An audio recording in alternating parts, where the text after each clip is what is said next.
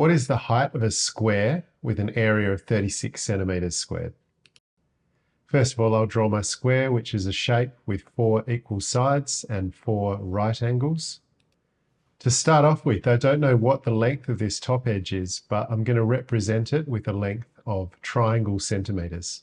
I also don't know what the height of this square is, but I know it's going to be the same as the width, so I'll also represent it as triangle centimeters.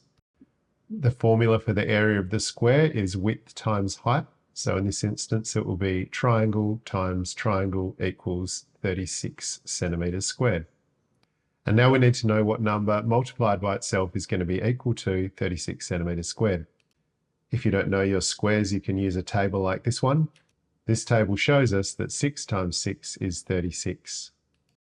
Now I know that 6 times itself is equal to 36. I know that each triangle must represent 6 centimeters. Therefore, the height of my square is 6 centimeters. Thanks for watching. Don't forget to like and subscribe for more videos.